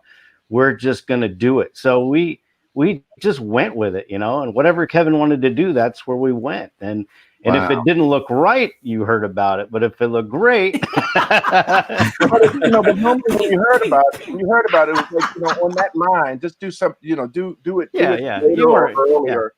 But that's what was so exciting about it is we just picked up on it so easily because the face, you know, thank the Lord to Jane and you know, Pete, you know, that did this, that, you know, the whole mech and the you know, it was amazing because so much was in that face. Yeah. That what was nice is if you know, you could see if it's just a still, you could see person's personality, and then on top of that, you know, after Jane and what they do, the art, all the radio control should be an enhancement, not something that's the main thing. It's coming from the caricature that's already in the skull. Yeah, that's what was really exciting about it. That's why it was so much fun to not give John a whole lot. No, it's just so you guys could find each other together. Yeah, just you know, and we had time. You know, we have time. There's rehearsals. You know, everybody has. Well, I don't remember. Maybe you guys can tell me. We didn't have separate cameras on each. Oh, we had cameras. Two cameras. Did we have?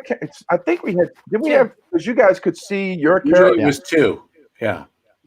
Two. I mean, it wasn't just A and B camera, but yes, A and B camera. There was normally a master shot and whatever singles needed to happen, and we pick up some singles. So we use that as rehearsal. Yeah.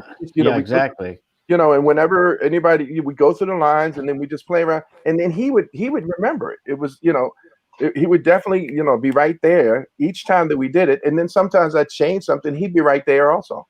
That's a great point about rehearsal, is that for the soup performers, we would either rehearse, depending on if we were like coming back for lunch or a scene changed over, either we were like in our robes and leotard, and the suit performers would be on the set blocking, while the puppeteers were off the set watching and doing the dialogue for us, and we would kind of mime as they would do the dialogue.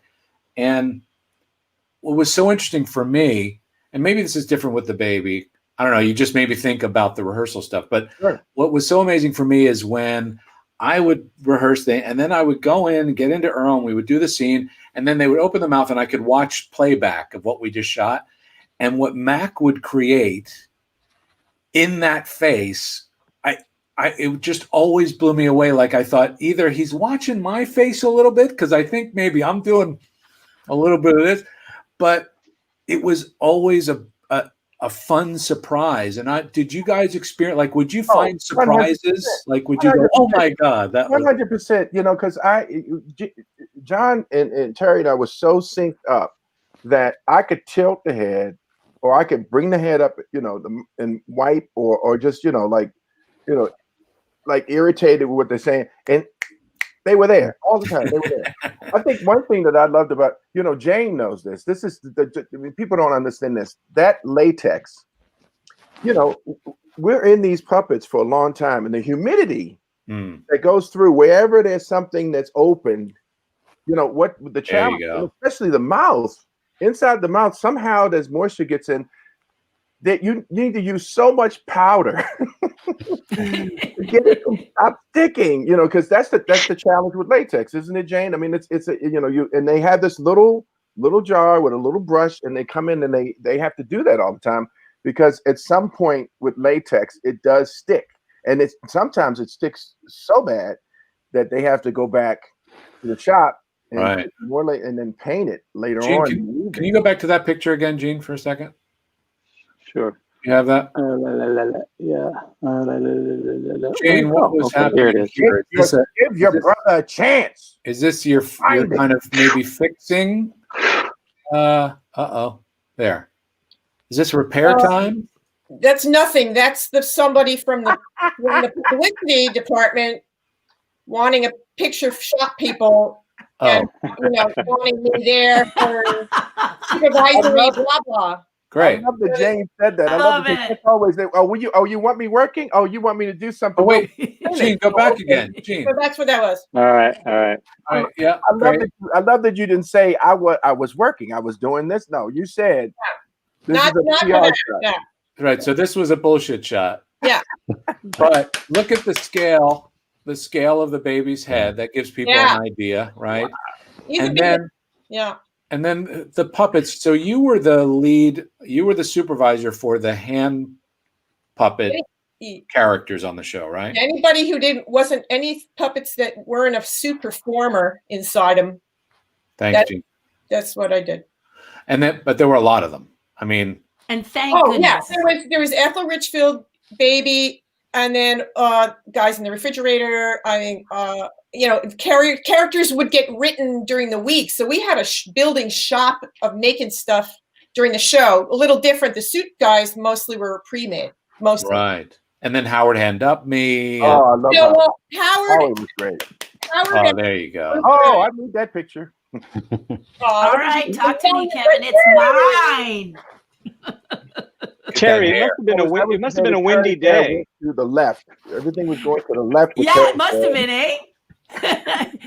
They wanted to do a character from Muppets that did that hairstyle, and they should. Yeah, they wanted Janice to have her. I think another thing we need to talk about is the blanket. His blanket was very important to help. And the bottle. You know, helping the bottle. The bottle was old, but I'm talking about that blanket. His hiding thing. Yeah, it was covered in nasty things. Nobody really. His diaper and his blanket. And that was great because I mean I remember because I was just thinking about Terry going through the arms and how we'd have to drape, you know, the blanket to make it look like that nobody was going through the arms, and it worked. It worked great. It was, it really did. Yeah. I was always curious.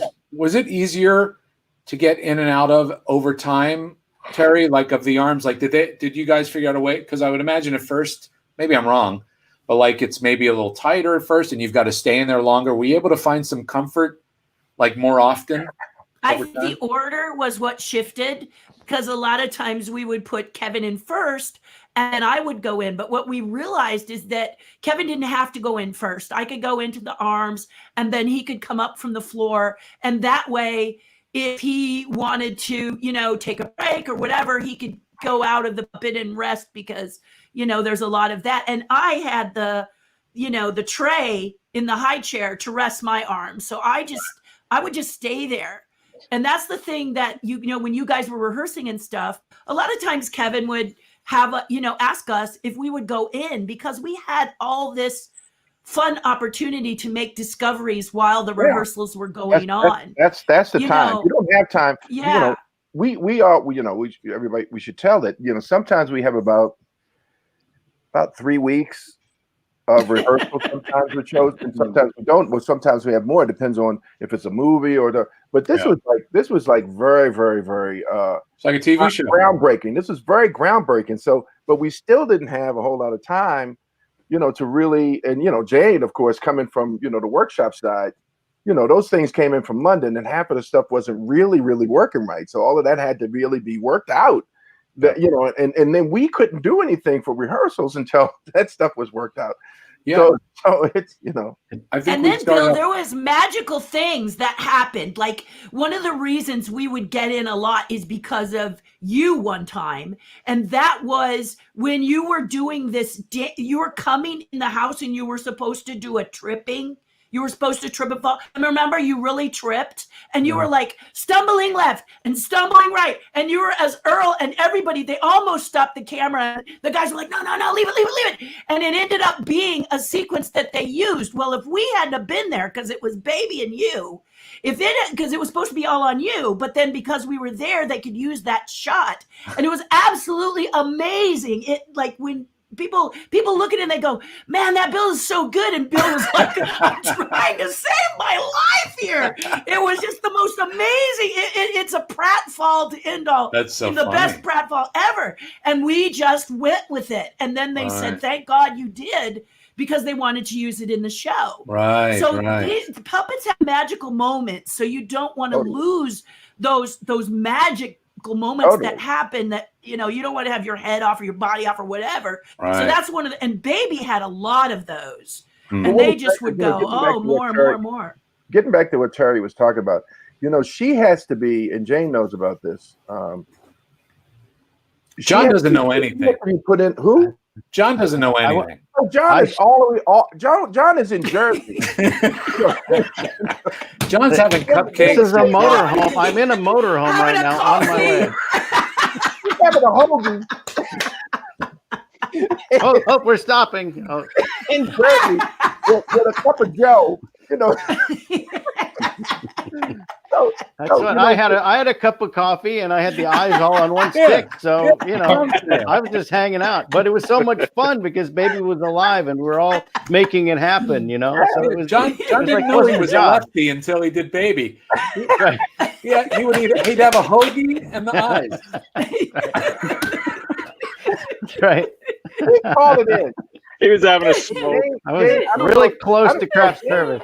Well, Jane was in the Creatures, because there was a lot of stuff that always had to be done. So Jane wasn't on set. They would have dressers and everything. But the thing is, Terry would have to, somebody would have to literally help her in those hands all the time. And I had it really easy because, I'd go up in the sleeve underneath and do my thing, so I could get in and out pretty easily.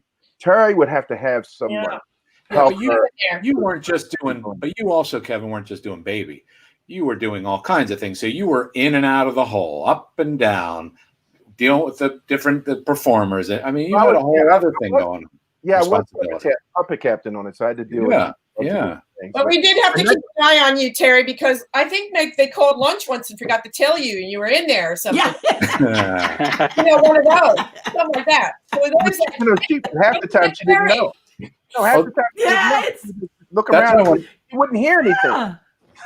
I wanted to ask you, Terry, how did for people out there, how did you see what you were doing on camera? Where was your monitor? And here's the thing, you've got to work. I had to really stretch and work out, because back then the monitor was behind me. So I had to put the arms in and look all the way, Wow. look completely around to see it.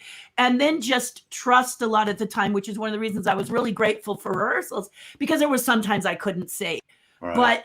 And you got to make sure that when you turn, you're not being exposed outside behind the high chair. Right. Yeah. Or in the sequence of Kevin, where he was on your back when he couldn't sleep and you were spinning him, and we're hiding behind you. Terry, we're hiding behind Bill. Hey, Terry, did we ever put a monitor so you could look down? Because there's no room, I would imagine. We did. We tried one time. Yeah, we tried to do that one time. Or if the floor wasn't there, the best was like the monitor was like on the floor over to the side, so I could face forward. But the floor was open, and you could put wherever you wanted to put it. Yeah. But the bottom line is, if all the family's in, we got that little hole because they need the flooring. So that's when it's challenging for you to be able to see a monitor at that point, because it's a wide. They have a master wide shot, and that's very sometimes we try to put it behind the couch or put it behind something that you can see, but it'd have to be a big enough monitor for her to be able to see anything in it. So who had, I think, probably the most restrictive area was John. Yeah. He needed a prehensile tail so he could hold the donut during the baby. I felt bad for you guys, but say la vie. But I really can't believe how it got really easy to like sync up with all of us. So you guys are amazing. A lot more than I mean, everybody else had theirs, but it was I think in certain ways, again, it was a puppet. So there's a little bit more not as much of a challenge as having a person in a suit, full body, and then try to figure out what to do with the face. Kevin, I don't mean to disagree, but I think your challenge was much harder. Like, really? Well, absolutely, because you've got more limitations than a person, right? We can move our arms and our legs and our body posture and our position. We can turn our heads. You guys have certain limitations because it's a puppet, but still make it feel organic, like there's a person in there. That's what I think. And I just love to watch the baby like hang out, and the baby would just be waiting for us to do a take. And I could watch him through, my mouth was open and I was just sitting there, waiting. But to watch him just sit there, and sometimes he'd just like be fiddling with something. And then like he'd look around to see what people are doing. Or somebody would walk by and he would follow them, Maybe we start to sing sometimes. One of my favorites with you and I, when it was the episode of When Nature Calls, and it was and Earl told him, you got to hold it. Everybody was having dinner, everybody's having eating, and he was like, "Got to go now." He was like, "Can you hold it for?" No. It's like, and then he just does it, But John was so funny because he's sitting there and he's like, yeah. And you could do the hands like this. I forget the lines, but it was like he couldn't hold it, and then Earl is jumping up, grabbing him out of the high chair. But the lines were so funny, and he was sitting there, and you knew exactly what he was doing. Yeah. But it had to be all about the hands, like they're doing this, and then the eyes, behavior. Yep. And I'm, we know this as puppeteers. We're performing at the same time, but we're actually laughing.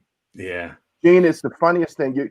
You're trying not. Unfortunately, well, with me, I'm really the only one that's actually done well. Not as far as the main characters, I got to do the voice. Of my character. Yeah.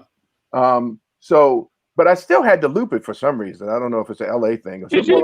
The noise, right? The noises are all of our servos and things. Yeah, the servos and things. Yeah. But it's the funniest thing to be performing and actually laughing. It's not an egotistical thing. No, it's funny to you.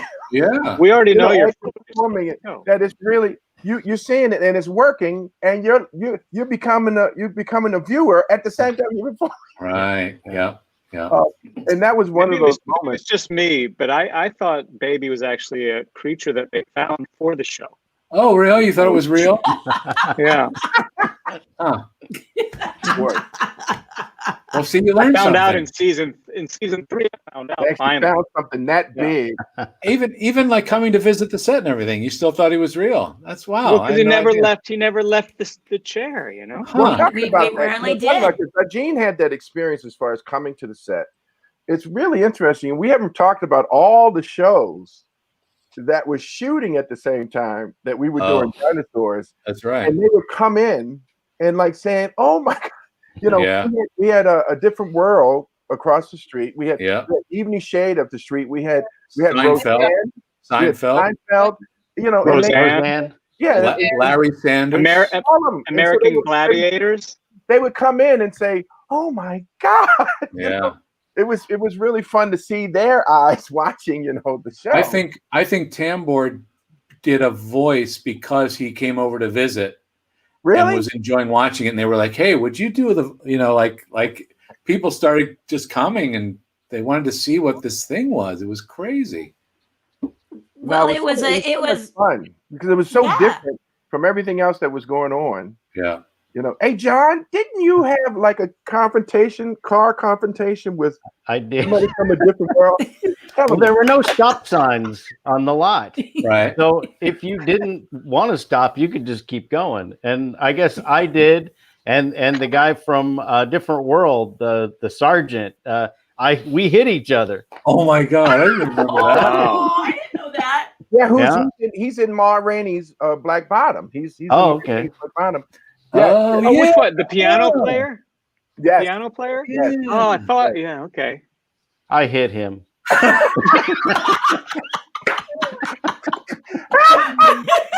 He said the police didn't come. They filed a little report, and he said, "Thank goodness I got insurance for the car. It was a rental car." And he said, "I won't say what happened."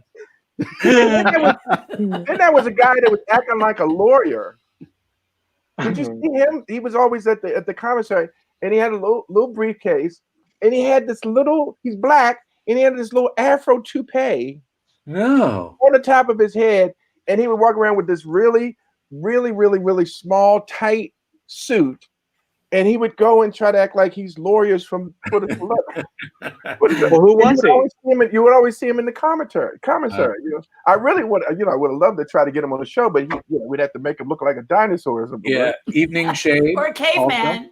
Yeah, Evening Shade. I actually, my little parking spot was next to Jerry Seinfeld. That was very exciting for me. Yeah, me too. Yeah. It's exciting to have a parking spot. You're right. It was a wonderful time because there was so many amazing shows that was at the studio. I mean, it was really cool. Yeah. And the lake was still there, Joe. What was that? The lake was still there. Yeah. Yes. Right. Yes, it was. Right. Bill yes. talked about the lake. Well, the lake was from the Muppet Show where Kermit sings Rainbow Connection, but also Gilligan's Island. And I mean, it was a really historic. Mary Tyler Moore Studios was the original MTM, right? I mean, that was. Is it not called that anymore? Is it what CBS? Is it now? No. CBS. Isn't it called Radford something? Or CBS Radford. CBS Radford. Yeah. And you guys were talking about going to the Italian. I heard you guys talking going to Italian where you mentioned what? What? Santa Potatoes, you used to call it. We used to call it Santa Potato. But you guys used to take that golf cart, and everybody would get on that and try That's right. to do it. Yeah. And, because that's where we always go. It was either that or Sampoon. That was Sun Noodles. Stevie's favorite place. Steve and Dave. They like. Remember Jai? Oh yes. Yeah. I sent you a photo of him. And then there was Tommy Turbovich's free drinks. Jeez. Tommy Turbovich's drinks. Well, that's right. Well, the James. best of Tommy Turbovich was that Baby was always getting in arguments with him. Yeah. That was the most fun ever. They would just get in these fights, and it was just so much fun. And Tommy was like, it is so surreal, because he would get in these fights, and then he'd realize that, there's like 3 people operating this crazy little pink character. The best was when Jane dressed the baby up as Tom. Yeah, I was talking about. I don't know who talked about that. We should do a rap party. We should do a final where all of the puppets get to even Howard Hand Uppy and you know, and you know, it was just this video of saying goodbye, and like you said, Bill, Jane dressed a baby as Turbo, sitting on the couch. Yeah, doing the laugh. Yeah. It was really fun. It was really fun. It was so fun. That way, we all got to say something through our characters that we never, you know. Howard, I forget what Howard, but I think he said something really embarrassing finally. But it was wonderful to be able to do that. Yeah, man. that's the You know what? Yes, that's the beauty of puppets. Yes, is you're that right. you can do a lot of things that you can't do as a human being. You can say And a get lot away of with things it. and stuff and get away with it. So wonderful, amazing, even emotional moments with Baby that we got to do. When he would look up at dad, you know, dad or mom, and you know, with that wonderful voice that Stewart had with Earl, and how you felt the heart and the sweetness. Even in the first episode that was the wraparound, as far as, you know, introducing the show. It was so sweet. It was even there, you know, to a certain extent, as far as that connection that these characters really had. And listen, we know during Ninja Turtles, and, you know, Jane knows, as far as the challenge of all of that technology, that who ever thought that you could do a show in 5 days with that technology? Jim did. On you know, but first of all, on Ninja Turtles, you know, it was crashing all the time with the Turtles. You know, it was no, because I was there. I was like, there's no way they're gonna do a week. Yeah, it was hard. I was there too on Ninja Turtles. It was. I agree. Yeah. Well, the other thing about the show was that everybody was a family.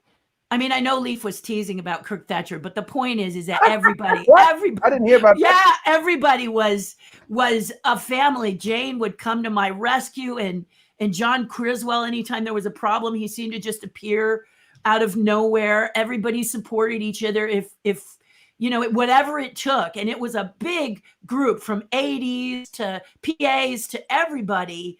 Everybody was in it. And so happy to be a part of such a award-winning, and we won awards for that show. Yeah. So it was award-winning. The Graptolite episode was one of the most touching ones of all. And Steve was talking about how Richfield behaved. That was one of my favorite times, Richfield, because of course he's after those Graptolites. Yeah. So I just was really impressed with how everybody support. Bruce was pregnant. You know, his wife was pregnant with his first child. People would tease, and remember they used to do they'd like call his buzzer and just punk him out because his wife was supposed to call him when she was going into labor, right? And Shannon all the time too. Yeah, so. we had lots of babies. She? Oh, yeah. wow. Yeah. But you know, I'll just say, just to be really mushy, but you know, I think the fact that we all spent so much time together and everybody worked so hard and really appreciated and loved each other, I think that comes through the characters, and I think it always does. You know, and that's what I think people felt, was that we were all there for each other and we loved doing it, and the characters really did love each other, because we do. You know, it's mushy, but it's true. That's why I so appreciated Jane. I mean, she just got us through this. Yeah, you did, Jane. You really did. Thing is, though, Kevin, you know, we go. Thank you, but we go way back. I mean, we've done. If you count how many puppets we've done together, you know, like the technology was not the challenge, because, you know, once we sorted out the bits and pieces, it was all about performance. So the performance family is what drove it. The technology was okay. It was great. I'm proud of it. But it was the performance family that drove the show for sure. Oh, and that's what we were saying. But I think this is the performance family of the baby. I think this is, you know, this you guys are, and that it includes every. I mean, it really is. It was just a total. Thank you, Bill. Gene, you were phenomenal. So I know the notes I would give from behind the camera sometimes would. You know, I don't know if people know this. Tail that you did every once in a while on Baby was amazing. Yeah, and I don't know if people know this, but the pink color of the baby was taken from Gene. Isn't that right, Jane? I remember.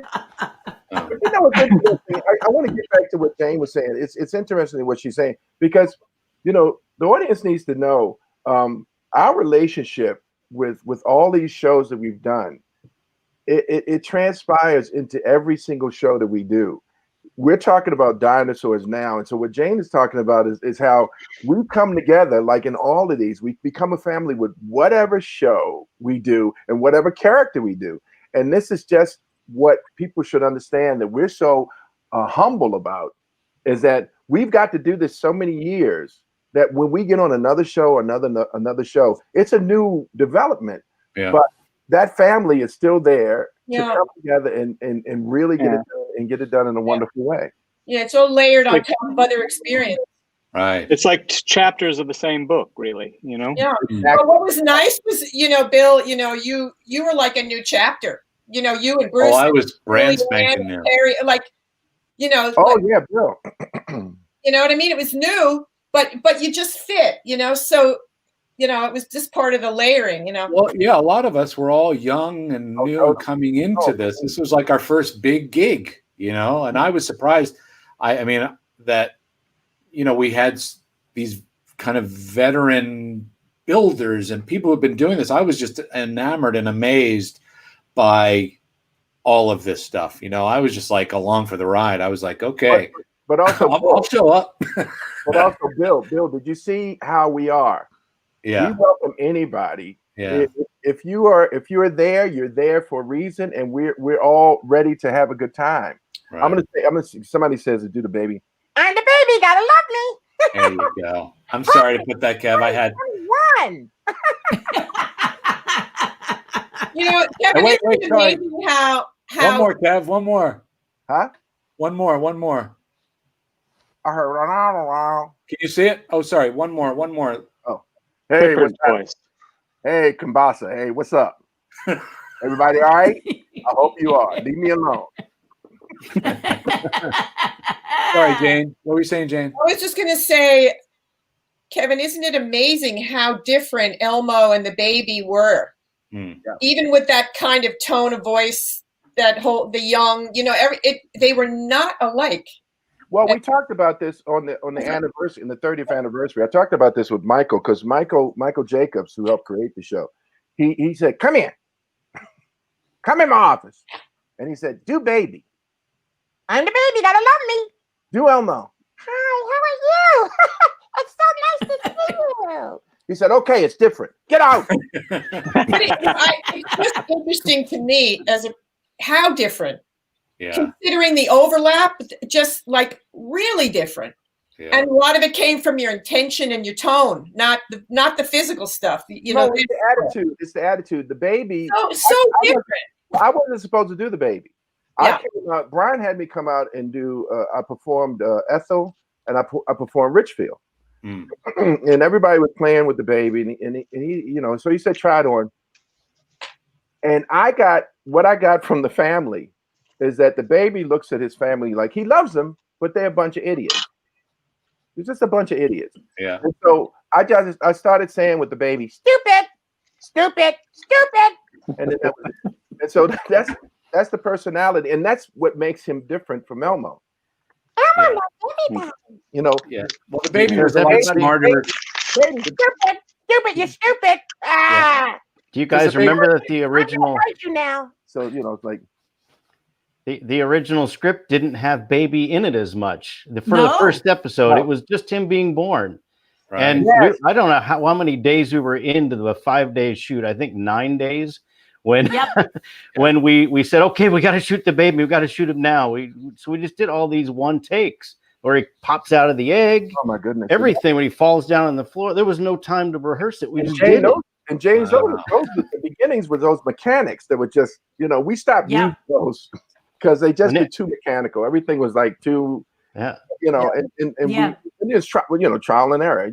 Fortunately, we had enough seasons to be able to, get to a point where we developed all the characters and made them work for everybody. So, Bill, did you see the request? Johnny was going to say something. I think when we did those one takes and we finished, people realized we had something there. And they did the wraparounds. They added them into the first episode days later. And that's when, Michael Jacobs and Bob Young were there, and they were just firing things at us to say. That was wonderful. That was actually the first introduction of everyone, and Michael was right off the side, right off the camera, and I was down below. Earl was up top, and I was down below, like by a coffee table, and he would just throw these. He would just say, "I'm gonna bite you." Just say, "I'm gonna bite you." And actually, that was when Baby was actually on the shoulders. That was the first episode, and he just said, "Just say, I'm gonna bite you now," and bite him.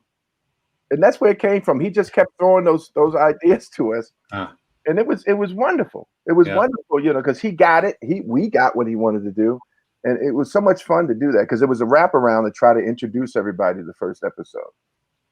Yeah, man, it was so I cool. tell you guys, and I think we have to. We're coming up on the 2-hour mark, and I think we kind of have to wrap things up. I know we could just keep going. We're gonna have to bring people back, I guess. Let me show something real quick that I pulled out.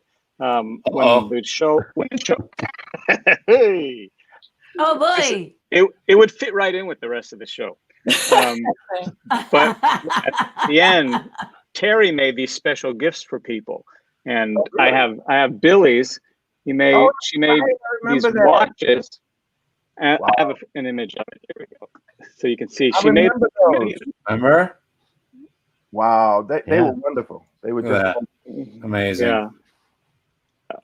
Gene has it because he's the family archivist, Terry. I'm terrible. I break and lose things, so I thought it'd be safer with him. Gene just Bill, said the truth. I also made the mugs, and the mugs.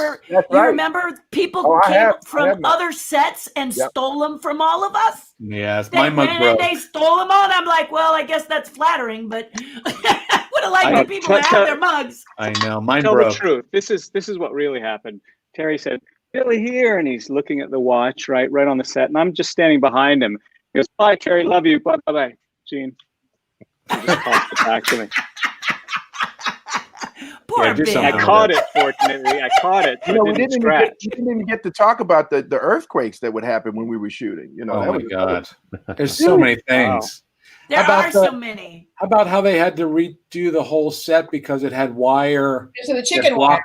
the chicken wire, and it blocked all the signals and the telemetry, so they had to redo it all. And how about the time that the LA River overflowed into the workshop? That's right. Yeah. Oh wow. Oh my goodness.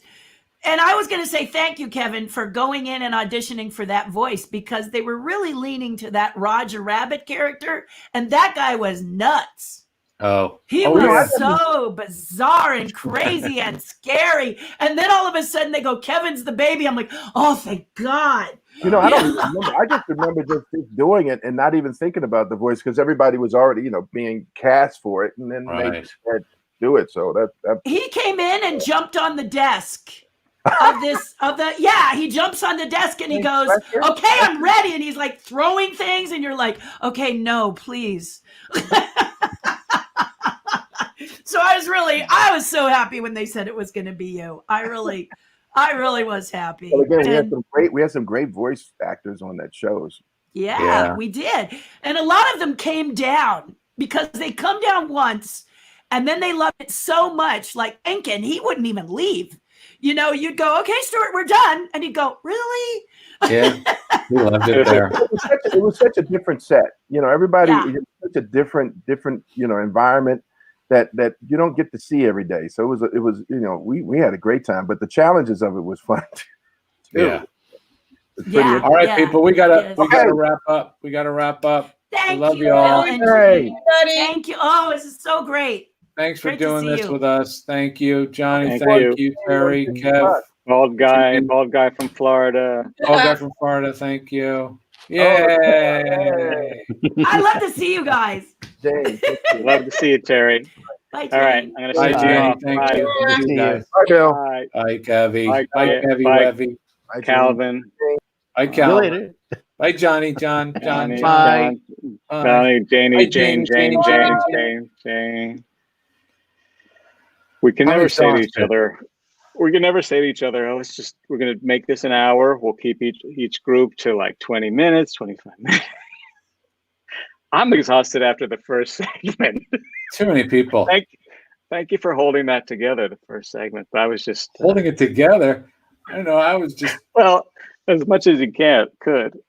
No, I don't know. People have to know we didn't get we didn't get to do tech rehearsals on Steve and Leaf, and so it was that was part of. Well, we didn't and then I was having trouble.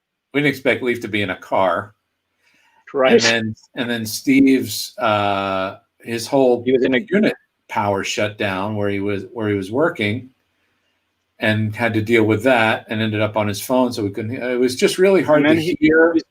He found that gravity-free room that he was working from. Yeah, he was in the gravity-free room. Yeah. Did my image get any better, by the way?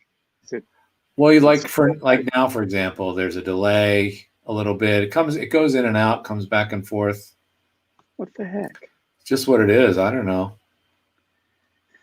Anyway, a lot of people are asking about what Muppet announcement. A what? There's a big Muppet announcement that's going around on the internet. Would you like to let everybody in so our show can break it? Otherwise, I'm going to tell them. Yeah, why don't you tell them that Frank and Dave are going I thought you were going to cut us off. No, they're going on tour with love letters. Yeah. So, no. You have to wait to hear. Why would we tell ahead of time what it is? That's no fun, is it? Go ahead, tell. Okay.